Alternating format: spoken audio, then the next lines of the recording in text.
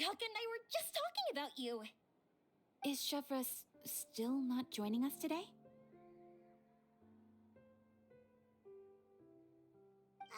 Probably not. We haven't seen her either.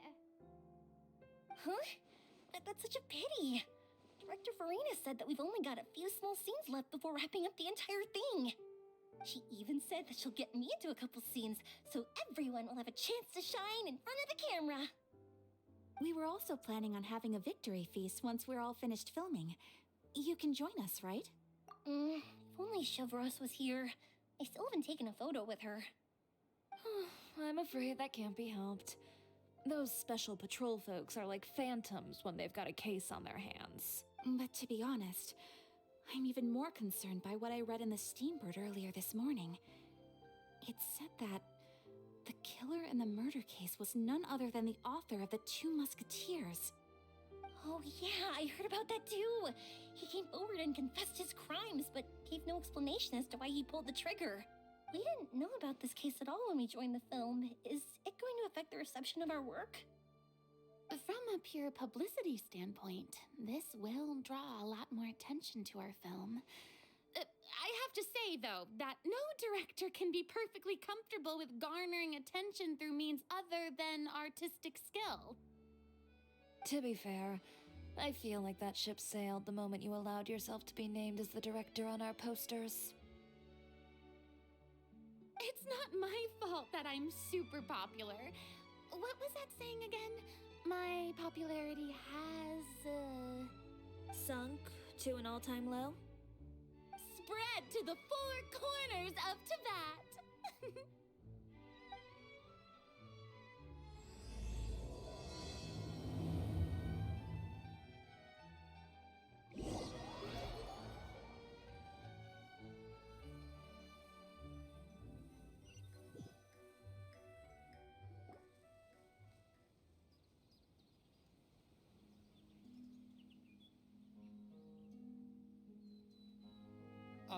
Excuse me, everyone. Xavier! Feels like it's been ages since we last saw you. I've been talking nonstop with the Film Association, and I'm absolutely swamped trying to coordinate the film's marketing. So forgive me for not being around more often, but please believe me when I say that I will make sure everyone's hard work gets the exposure it deserves. Oh, seems like you've been fighting your own battles. Yes, that's one way to put it. Oh, and before we begin the final round of filming, please allow me to finally introduce you to the original investor of our film, Mr. Morris. A pleasure to meet you all. Yes, glad to make your acquaintance, Mr. Morris. We've heard about the issues you've encountered with your financial situation, and genuinely hope that things have taken a turn for the better. Oh, well, the situation has indeed improved somewhat. Don't worry, Mr. Morris. Accidents and last-minute challenges happen all the time. There's no need to blame yourself over it. The good news is that we're almost done filming now, and I would even say that this is the best story I've ever seen. Is that so? I see, that's great news. All right, now that we've gotten all the pleasantries out of the way, let's get this show on the road. We'll mostly be filming typical people and scenery from the streets today to improve the sense of environmental ambiance in some parts of the film. Oh, and there'll be a cameo for Mr. Kamisato and Miss Yoimiya as well. They'll be used to show outsider perspectives on the fates of the Two Musketeers. That's right. Ayato should be here any minute. Excellent! Then let's start with the scenery shots. Camera and clapper loader, you're up. Yep, we'll be ready. Remember, all we need are some wide zoom shots of the streets. If you happen to find some particularly lovely patches of flowers and grass, feel free to grab some close-ups of those as well. Ready? Lights! Camera! Action! Okay, now move the camera slowly. Try to focus on that flower. What's wrong? Just adjust the focal length a bit. Something the matter? Huh? But wasn't it working fine for all the days before? Veronique, can we try a different camera? No problem. How about this one? All right, let's give it another try.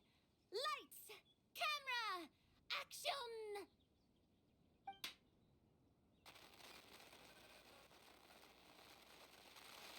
Don't tell me. This one is broken too? Veronique, do we have any other spare ones we can use? I'm afraid we only brought these two today. What? Then go find a workshop to get them repaired right away. Oh, and you too, Bono. Go find our spare camera in the warehouse and bring it back to the set. On it. Greetings, everyone. My apologies for the delay. Is something the matter, Ayaka? It seems like there are some issues with the filming equipment today. We're stuck for the moment. I see. Well, let's not just stand here twiddling our thumbs. Actors, to the makeup booth. We'll start on the next scene as soon as we get a working camera. The people at the workshop told me that the part which holds the lens in place seemed to have fallen off.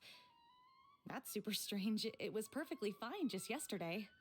Well, no time to dwell on that now. Let's get back to filming. Ahem! Quiet on set! Places, everyone! Lights! Camera! Action! By the way, have you heard about that recent murder case? Yes, I have. It seems that they've caused quite the commotion in the city. I heard that the chief of the guards is so mad about not catching the culprit that he's about to explode. Oh? I find that quite hard to imagine, considering how he already looks most days. Director, we have a problem. Oh, we're in the middle of a take! Couldn't you wait until we wrapped up this scene? No, Director, our film, all the finalized film that we've been keeping in the case has disappeared. Oh, wait, well, what did you say? Mr. Bono, please take me to where the film was kept right away. I'm coming too. No, Yoimiya, you have to stay here. Oh. Okay, listen up. Everyone who's not working on this current scene can go with Bono to look for the film. Everyone else, stay put and wrap up the scene. Unbelievable. How could all these problems happen in just one day? We're back. How did it go? Did you find the film? We found it in the sewers. Huh? In the sewers? Is the film still okay? We discovered it just in time, so we should still be able to salvage it. The others are checking now to see if we lost any specific scenes. Oh, you scared me for a moment there. I nearly thought we had lost everything. I really don't want to experience that feeling of despair again. Okay, but who could have stolen the film and dumped it there? Could it be some competitors working on other films? But if they wanted to harass us, why wait until the last day? Okay, we don't have time to really look into it right now. Let's strike while the iron is still hot and wrap this thing up once and for all. Yeah, let's finish it.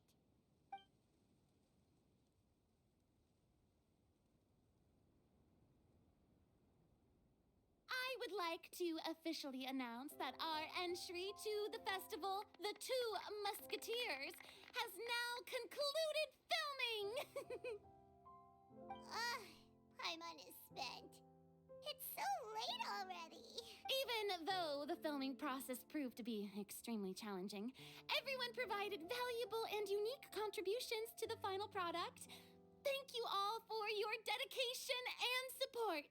And just like Director Farina, I would also like to extend my most heartfelt thanks to all of you.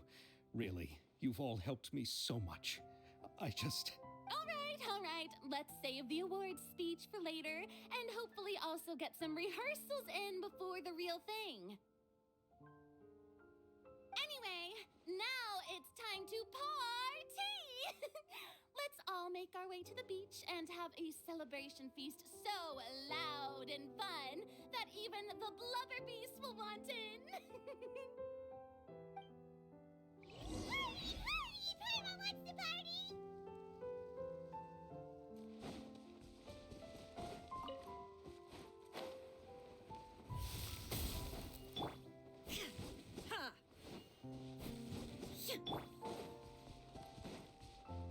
Whoa, this place is hopping. Everyone's Have you ever seen a fireworks show, Mr. Morris? It's pretty amazing. I'm afraid I haven't, but I'll take your word for it. Let's go chat with someone. Oh, this is turning out to be quite the party.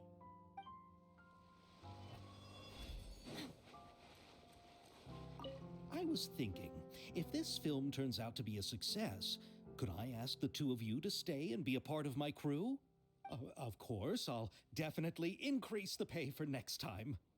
I'd be more than happy to, Mr. Xavier. Thank you for the offer, Mr. Xavier. But I've made some plans to go on a journey to the other nations once the festival is over. Is that so? Well, then in that case, bon voyage, Miss Veronique. Please feel free to get in touch once you've returned to Fontaine.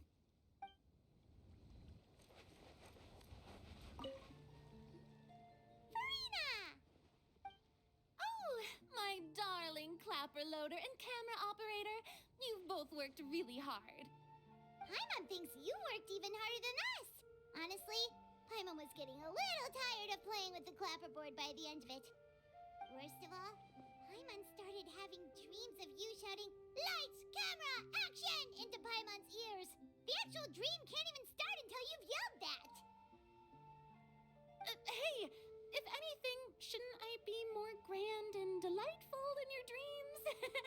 We've been through so much together, and that's how your brain remembers me? That's not Paimon's fault. We've just used the clapperboard too much lately. Anyway, what's most important is that we've wrapped the film. I'm pretty confident that we'll take first prize. Hey, no need to mention the official name. Wait, now that you mention it, if we did win the prize, would Farina just get a statue of herself? Come on, I don't need that kind of attention. Xavier can accept the reward on our behalf. But just imagine! Farina accepting the Farina Award and holding a Farina statue. I'm going back to my dessert now. You all can keep discussing that on your own.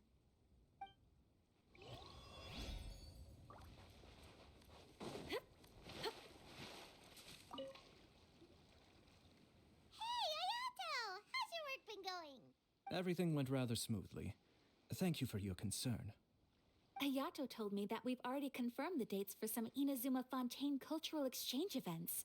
So the next time we visit, we'll be doing so in our capacities as the representatives of the Yashiro Commission. Oh, that's great! Then maybe Paimon will be able to find Fontaine detective novels in Inazuma from now on. Oh, wait. Wouldn't Yaimiko get upset if that happens? That would be stealing some of her business. You've got a point. She's always complaining that light novels have become bland and too predictable after all. The cultural exchange won't only feature literatures of both nations, of course. We have also made plans for cross-cultural engagements in the fields of gourmet cuisine, toy making, and artisan craftsmanship. Whoa! Paimon's getting super excited now! When the time comes, be sure to visit and participate in all the events.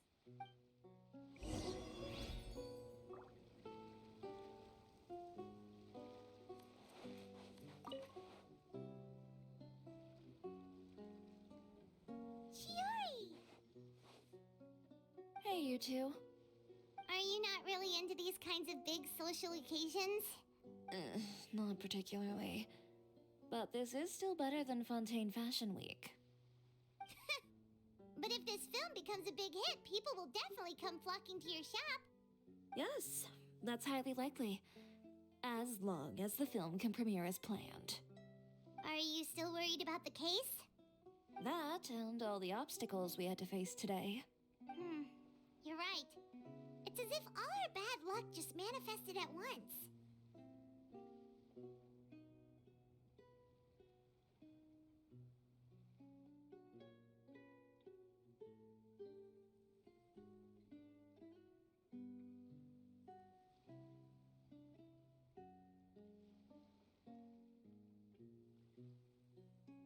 But why today of all days?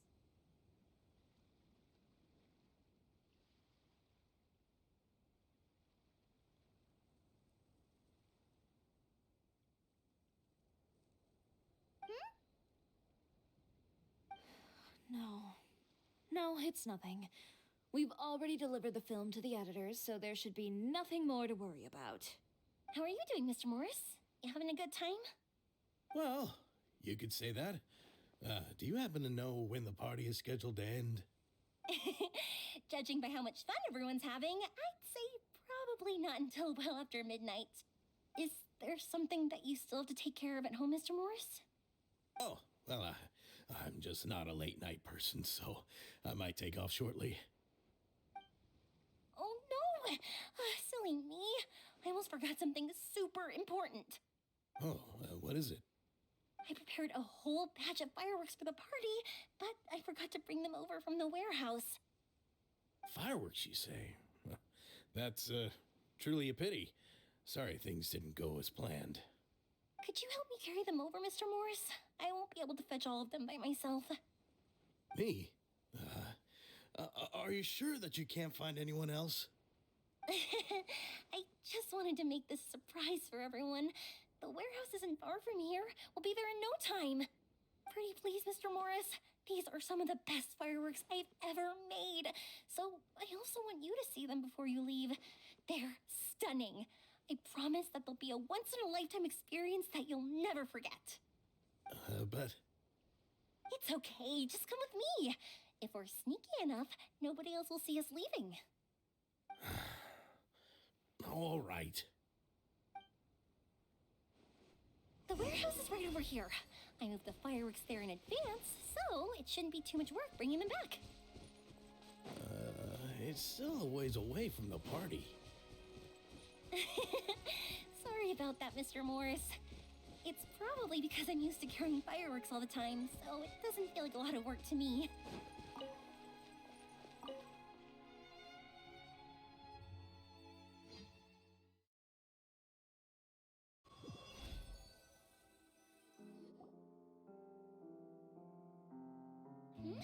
It's dark in here. Wait here, Mr. Morris. I think the light switch should be somewhere over here. Why did I have to get roped into this? What was that?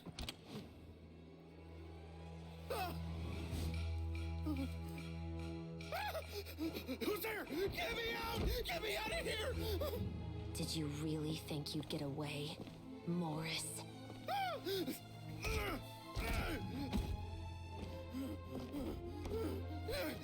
You've got the wrong guy. It wasn't me. I'm not the killer. You know, Eliza died a far more heroic death than this. She fought your assassin to the end, to save the children she had hidden beneath the floorboards.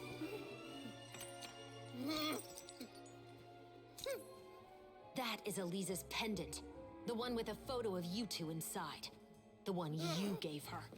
Ring any bells? It's a fake! It has to be! There's no way! No way your assassin didn't destroy it, you mean?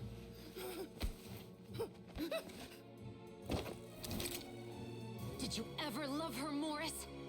Or was killing her always the plan? No, please. Listen to me. I told Eliza to keep us a secret. I paid her plenty for her silence. I never thought she'd keep the child. Everything was gonna come out, and I had no choice. She forced my hand. No! I'm begging you. I have money. Just name your price, please! You can keep your Mora, and you can go to hell.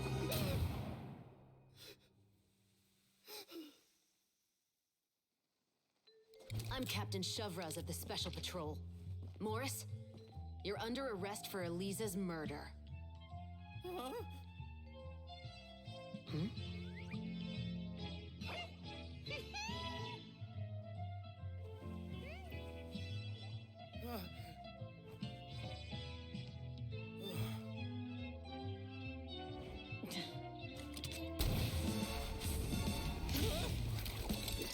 You're under arrest too, prop manager Veronique. Or perhaps I should call you the Second Musketeer.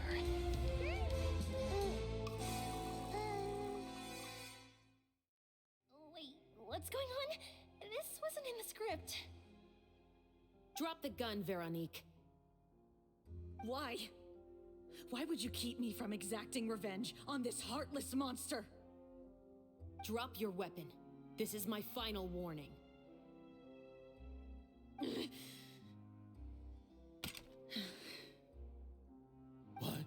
What is going on?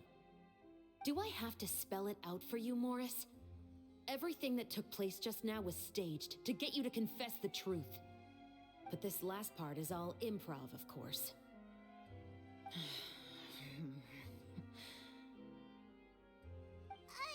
Chevraz, you told us you wanted us to help you stage a play. You never said anything about the Second Musketeer.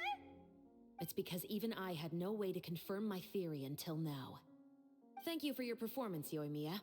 Could I trouble you to go and bring in the other Special Patrol members? They should be on standby just outside. Oh, and please tell the other cast members not to worry about us. We'll be rejoining them shortly. On it.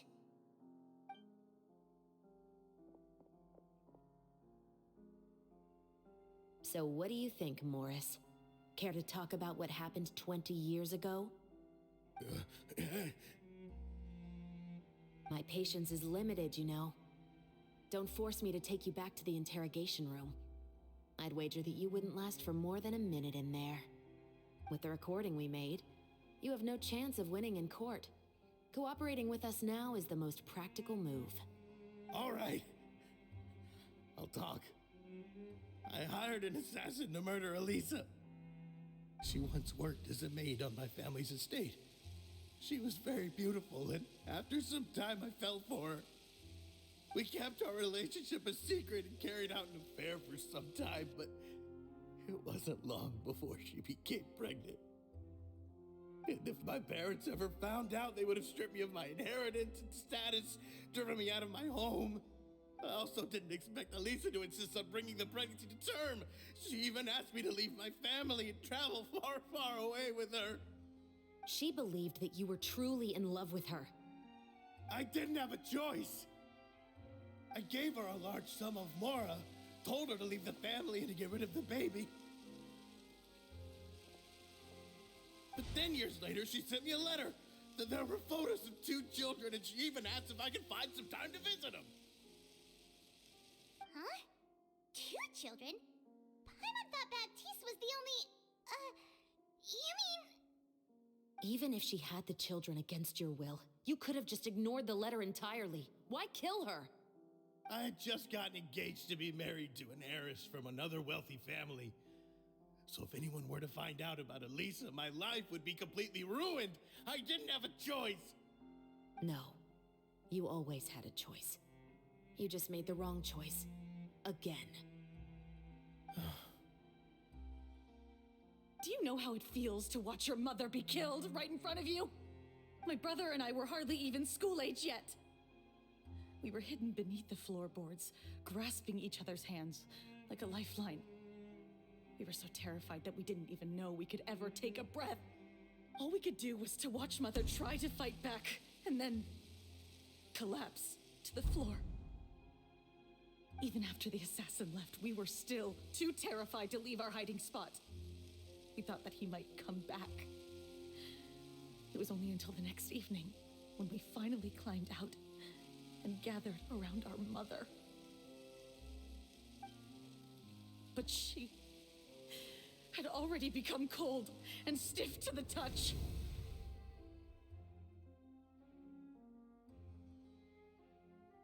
You made up your mind right then and there to bring this case to light. Not only that, we resolved to get our revenge. And that's why you became the Musketeers. No, that's why I became a musketeer. The man from before was also killed by me. My brother had nothing to do with it. I figured as much. You did? I once told these two that he didn't look like a killer to me. His confession from that night also rubbed me the wrong way. I think what really tipped me off was, how could I not feel a sense of regret in him? Huh? He confessed faster than any criminal I've ever met, but he didn't say a single word about you. He insisted that he was the sole perpetrator in the case. But after the questioning ended, I disassembled the musket we dug up from his backyard, put it in front of him, and told him to reassemble it. Wanna guess how far he got? He had no idea where to even start. He's never touched a gun in his life. Based on that, I determined that he was not acting alone. He only surrendered himself to draw our attention and create a moment of opportunity for his partner. So, I decided to play along. And as expected, the second musketeer followed us without hesitation once she saw Morris get separated from the rest of the cast. Besides, why else would he call the novel The Two Musketeers? But how did you know it was Veronique? I figured it out the moment Baptiste told me his father's name. That so-called financial crisis was all just a ruse. He just wanted to sign up as the investor and then leave the film without any source of funding. After all, he has a vested interest in minimizing the reach of this story. It's really just the same thing as what he did to Eliza all those years ago. Human scum. But then Xavier pulled out all the stops and got the film made against all odds. Morris couldn't have that. With the killer in custody, he figured it was safe to act. And so he came to visit the set today, just as I expected. Wait, so you were behind all those mishaps today? As for the identity of the second musketeer, I assumed they'd probably stay close to Morris and look for an opening. And if they already knew that Morris was the film's investor, then that narrowed the list of potential suspects as well. Furthermore, being the props manager would allow the culprit to avoid scrutiny by purchasing mechanical parts in the name of the crew. With that hypothesis in mind, I went back to check Baptiste's orphanage adoption records. Guess whose name I saw on the same page, just a few lines from his. My brother. He trusted you. As in, he trusted me to perform the deed on his behalf? He trusted you to stand on the side of justice. I am. I thought you could do it as well. Oh, the look on your face when you told him to go to hell. I really thought you'd put a bullet in his brain. You know what he has done. Are you telling me that you'd rather see him spend the rest of his life living like a king in the fortress of Meripede? I will never be able to forget the feeling of my mother's cold, lifeless hands. And you would call this ending fair? Is this what you call justice? I won't lie, Veronique. I did hesitate when your brother first told me about the truth. I wondered. I agonized over whether I should really put a bullet in his head. So why don't you? Because that should never be how justice is carried out in this world. Perhaps, to you, justice is simply reciprocated. An eye for an eye, and a life for a life. But everyone has their own understanding of justice. If everyone were to pursue their own definition of it, there would be no more order in this world. Today, you'll kill Morris, and tomorrow, his children may come for you. The world cannot render judgments based on a desire for revenge. That will only lead to a cycle of revenge, as well as the destruction of order and civilized society. Fontaine is founded on a set of laws and a standardized code of justice. That is why we are the nation of justice. But with all that said, I will promise you this. Morris will not lead a cushy life in the fortress of Meripede. Chevros? The rest of the special patrol is here. Thank you so much, Yoimiya. Letelier, Terena, please take them away.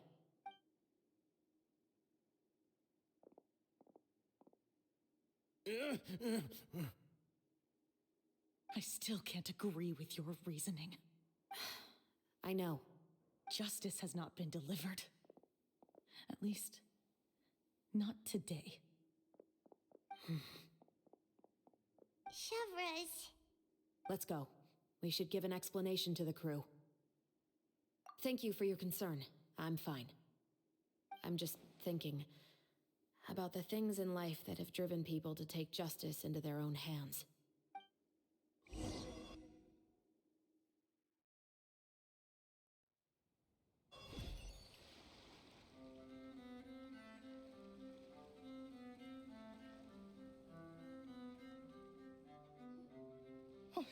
Who would have thought Morris would turn out to be... I'm at a loss of words. How could he have done something like this? I'm just glad that you're all safe and sound. Who knew that such a labyrinth of cases would be behind this story? Well, what should we do now? We have a finished film, of course, but should we still go ahead with the premiere? What do you mean? Shouldn't you be even more motivated to spread the word now that you've learned the truth? Chiori is right. I'd also like more people to see this story for themselves. But the real ending of the story seems to have deviated somewhat from the one in the script. Is that still acceptable to you, Miss Chevros? The call is yours.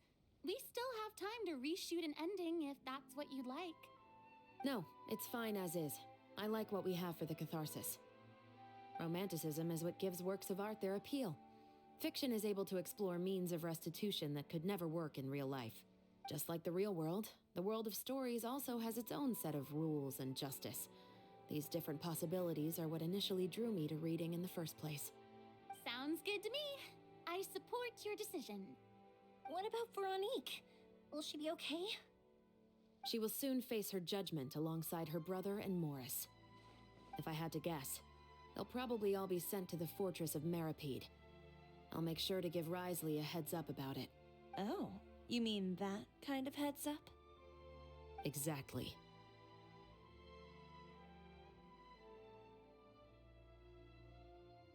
Ahem. All right, then the matter's settled. Now that everything's been taken care of, there's no reason for us to keep looking all gloomy and grumpy. Let's get back to the feast and enjoy each other's company. We'll be starting the post-production process tomorrow. You should join us, Chevros. You missed the first few hours of the party, didn't you? All right. Count me in. Then I'll wait for you over there.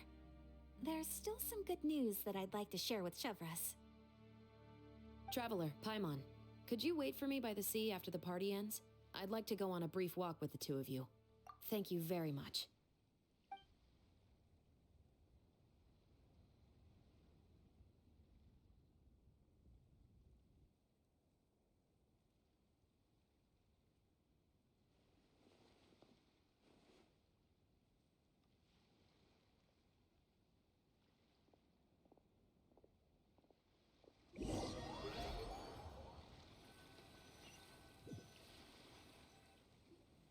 Sorry for the wait. Oh, we weren't waiting long at all. Is there something else you wanted to tell us? No, I don't have anything new to share. I just felt that since you were my investigation partners, I should have another conversation with the two of you.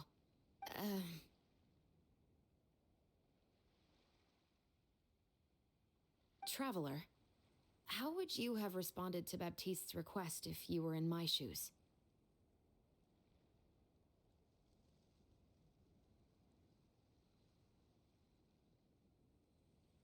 When I was young, my father often took me here to swim. We'd come rain or shine, even when it was freezing cold. He told me that swimming was the best activity to train one's strength of will. You could never give up before reaching the shore, especially when the water was cold. Oh? Why's that? Because the moment you give up would be the moment you die. At that point, I still hadn't received my vision. One winter, the chilly wind felt almost like knives on my skin. and the seawater was so frigid that it numbed my toes the moment I stepped in. I cried and begged my father to spare me from having to swim across, but he wouldn't listen. He used to be a member of the Special Patrol as well. You could say it was his way of educating his children. That sounds awful. When he saw that I wouldn't stop crying, he just picked me up and tossed me into the icy water. The bone-chilling cold took away my senses. I couldn't feel anything but fear and rage. I waited for my father to save me, but one look and I knew he'd already started swimming for the opposite shore. I realized that if I were to give up, I really would die right then and there. I used all of my strength to try and catch up to my father. Those few minutes felt longer than my whole life up until that point. I did, however, make it to the other side. I've never felt afraid about anything in my life after that, nor have I ever cried again. That way of teaching would have never worked on Paimon. Yeah, I don't think that was the right method for anyone. It's just that, working now as I am in the pursuit of justice, I still sometimes feel like I've been tossed into that winter sea all over again. The anger and the helplessness. Chevres. But the worse I feel, the more I know to never give up. The alternative would be to forever lose myself among the waves. Anyway, how about a race? Neither of us will drown, but we can still see who swims faster. You guys go ahead. Paimon will grab the clapperboard to mark the start of the race.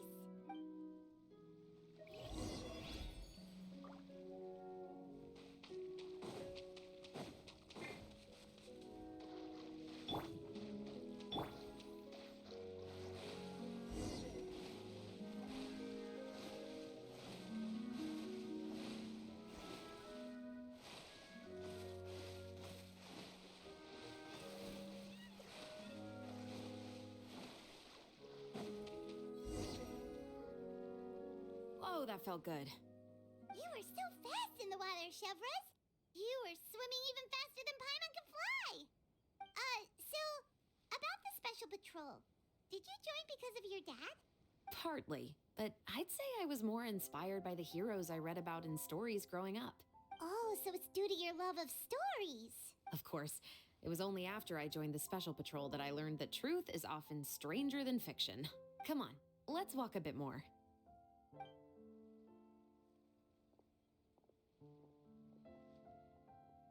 To be honest, I do sometimes question whether the decisions I make are the right ones. But I know that no matter what, I must keep swimming. Because the only thing I've got my eyes on is the shore in the distance.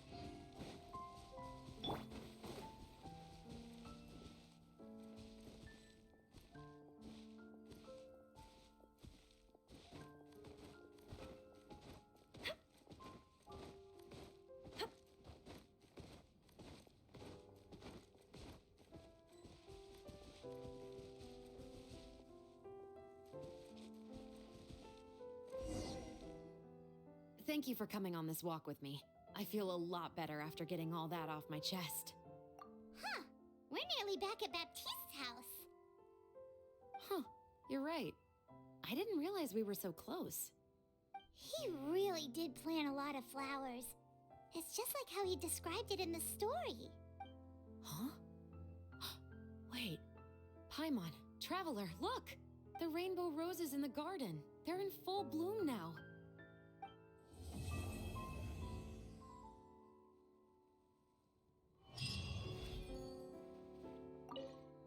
Even though it's a bit late, I must thank you for investigating this case with me. Not on behalf of the Special Patrol this time. It's a personal expression of gratitude from yours truly. Oh, you want to hear more about my father? To be honest, I didn't spend that much time with him. He was always busy with the Special Patrol, so he would often return home really late at night. Some nights, he didn't come home at all. Once, he didn't come home for a long time, maybe a whole week or so.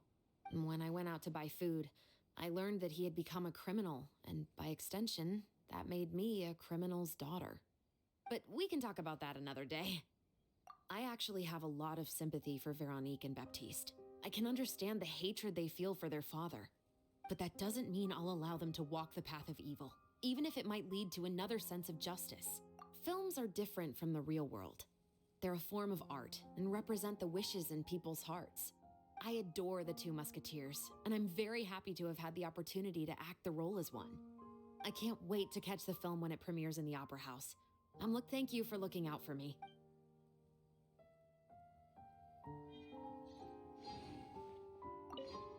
Even though it's a bit not on behalf of the Special Patrol this time. Thank you for looking out for me. I'll see you at the award ceremony. I'd be very surprised if we don't win.